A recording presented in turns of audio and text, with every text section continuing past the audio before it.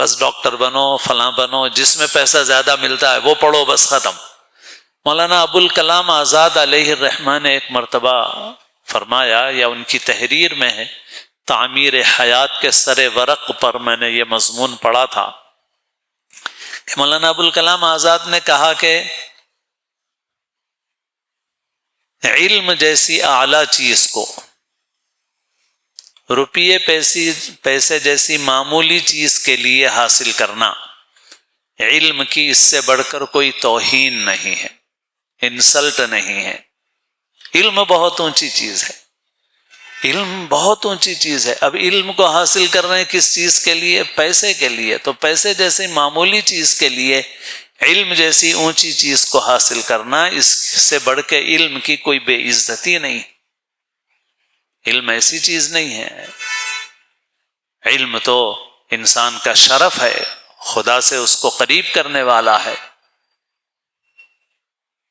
مولانا نے ابوالکلام آزاد نے اس میں یہ بھی کہا کہ اگر دنیا میں کچھ جزیرے ایسے ہیں جہاں علم کی عزت و آبرو بچی ہوئی ہے تو وہ مدارس دینیہ ہیں، دینی مدرسے جہاں علم کی عزت و آبرو بچی ہوئی ہے۔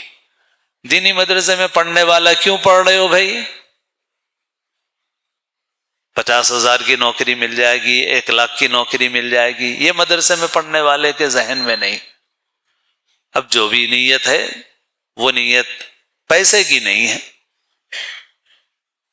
کیوں پڑھ رہے ہیں بھائی؟ دین کا علم حاصل کرنے کے لیے پڑھ رہے ہیں، سچا پکا مسلمان بننے کے لیے پڑھ رہے ہیں، اور امت کی خدمت کے لیے پڑھ رہے ہیں، انسانیت کی خدمت کے لیے پڑھ رہے ہیں، مگر پیسے کے لیے نہیں۔ تو مولانا ابوالکلام آزاد کہتے ہیں کہ اگر کچھ جزیرے ایسے ہیں جہاں علم کی عزت بچی ہوئی ہے تو وہ مدرسے ہیں، جہاں علم جیسی اونچی چیز کو پیسے جیسی معمولی چیز کے لیے نہیں سیکھا جاتا۔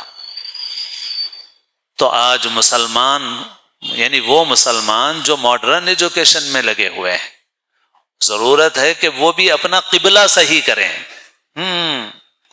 ان کو سائنس پڑھنے سے منع نہیں کیا جا رہا ہے، ان کو کاروبار کرنے سے منع نہیں کیا جا رہا ہے، ان کو دنیا برتنے اور دنیا میں آگے بڑھنے سے منع نہیں کیا جا رہا، مگر ان سے یہ ضرور کہا جا رہا ہے کہ تمہارا قبلہ بھی وہی بنا ہوا ہے جو بے ایمانوں کا قبلہ ہے، پیسہ، روپیہ۔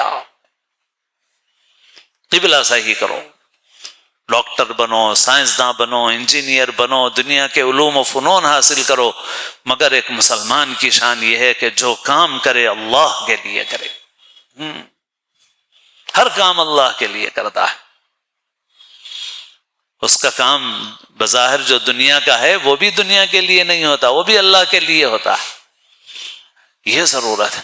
آج غور کیجیے، آج مسلمان کے اندر اگر یہ شان پیدا ہو جائے تو پوری دنیا کی ترقی یافتہ قومیں پیچھے رہ جائیں گی اور مسلمان آگے بڑھ جائیں گے۔